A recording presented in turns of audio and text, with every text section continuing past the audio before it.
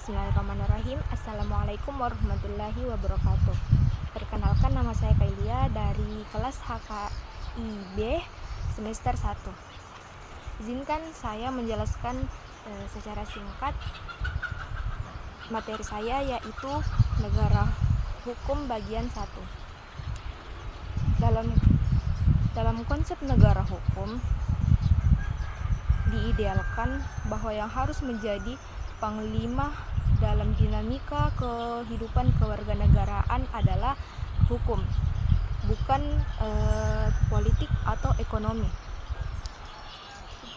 Di zaman modern, konsep negara hukum di kontinen Eropa kontinental dikembangkan oleh Immanuel Kant,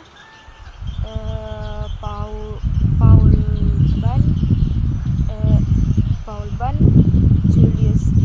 Julius Stahl, dan lain-lain, dengan istilah Jerman yaitu Rechtsstaat. Sedangkan dalam tradisi Anglo-Amerika itu konsep negara hukum dikembangkan oleh kepeloporan Ivy Dissay dengan sebutan The Rule of Law. Menurut Julius Stahl, konsep negara hukum yang disebutkan dengan istilah Rechtsstaat itu mencakup 4 elemen. Yang pertama, perlindungan hak asasi manusia. Yang kedua, pembagian kekuasaan. Yang ketiga, pemerintahan berdasarkan undang-undang. Yang keempat, peradilan tata usaha negara.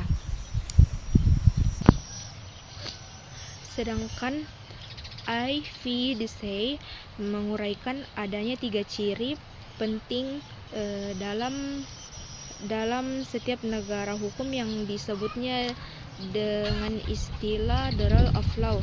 Yang pertama itu ada supremacy of law, yang kedua equality before of law, yang ketiga due process of law. Adapun perkembangan negara hukum dalam sejarah. Bagian A, negara dan hukum pada zaman kuno. Hukum sering disamakan dengan penguasa. Tidak ada jaminan hak asasi manusia. Di bagian B, Magna Carta membatasi kekuasaan absolut raja. Raja tidak boleh memungut pajak tanpa persetujuan rakyat. Dan asal mula Rule of Law. Bagian C, abad pencerahan. Pada 17 sampai 18 Masehi lahir kontrak sosial negeri disertai hujan kekuasaan berdasarkan kesepakatan rakyat. Bagian D, negara hukum modern. Immanuel Kant, negara hukum menjamin kebebasan individu.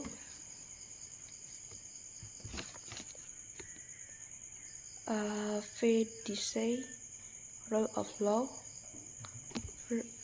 Friedrich Julius Stahl, konsep Rechtsstaat Indonesia.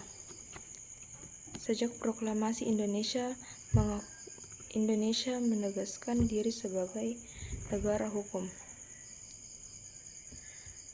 Dasar hukum pasal 1 ayat 3 Undang-Undang 1945.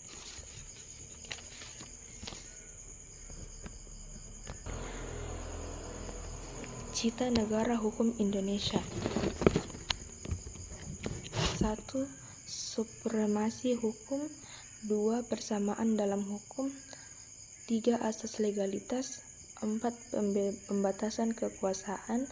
5. Organ-organ campuran yang bersifat independen. 6. peradilan bebas dan tidak memihak. Yang ke-7, peradilan tata usaha negara. Yang ke-8, peradilan tata negara. Yang ke-9, perlindungan hak asasi manusia. Yang ke-10, bersifat demokratis. Yang ke-11, berfungsi sebagai sarana mewujudkan tujuan bernegara. Yang ke-12, transparansi dan kontrol sosial. Yang ke-13, berketuhanan yang Maha Esa. Adapun manfaat negara hukum. Yang pertama, melindungi hak asasi manusia. Yang kedua,